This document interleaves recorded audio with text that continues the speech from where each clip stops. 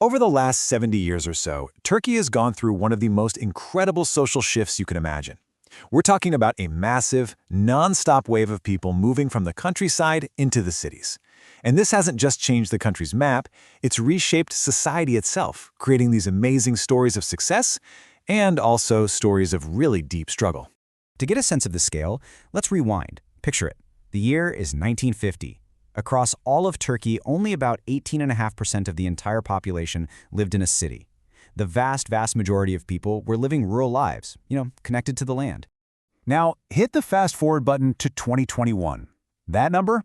It's jumped to over 91%. It is a nearly complete flip.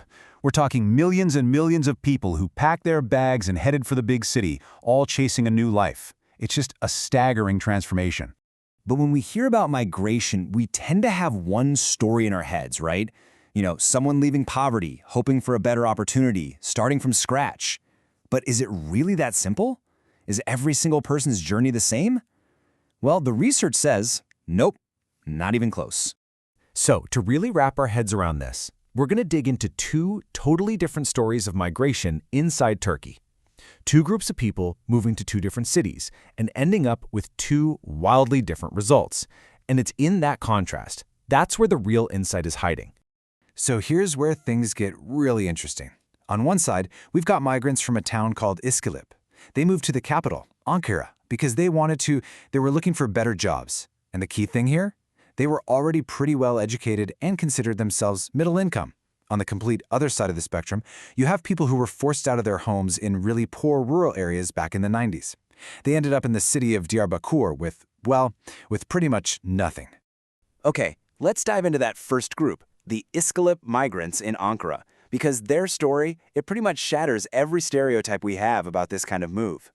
So get this, these weren't poor farmers escaping a life of hardship. A huge majority, 70% of them, said they were already middle class before they even packed their bags.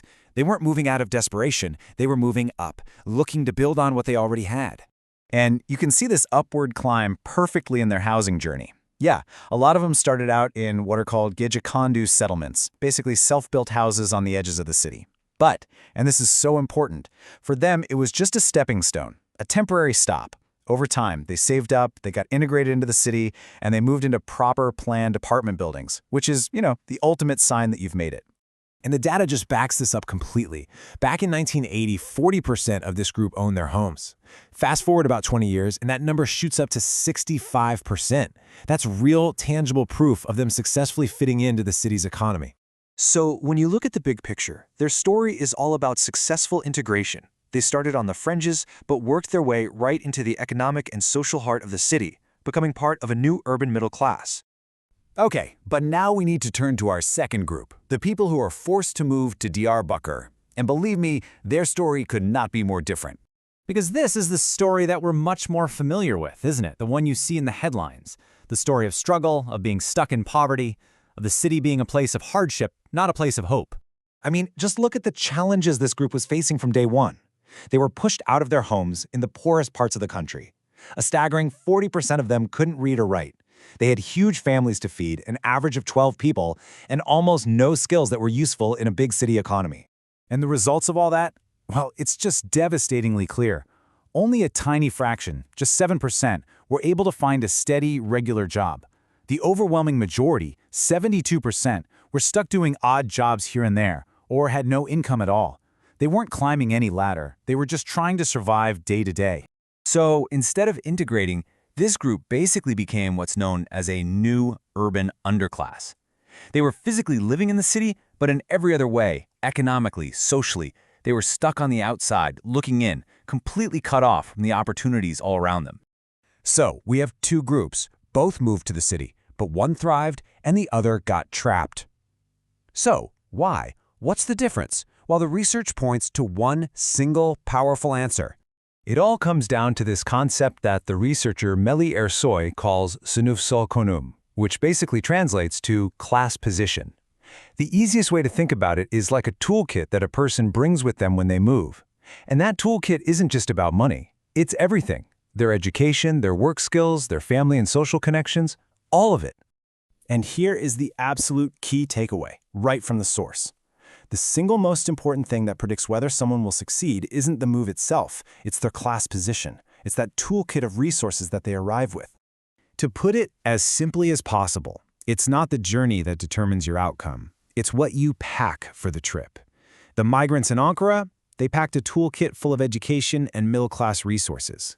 The forced migrants in Diyarbakir, through absolutely no fault of their own, showed up with a nearly empty toolkit. Now, this isn't just some dusty academic theory. This way of understanding migration is incredibly important, right here, right now, especially after a recent massive catastrophe. On February 6, 2023, those horrific earthquakes struck southern Turkey. Overnight, they created something like 2.5 million new internal migrants.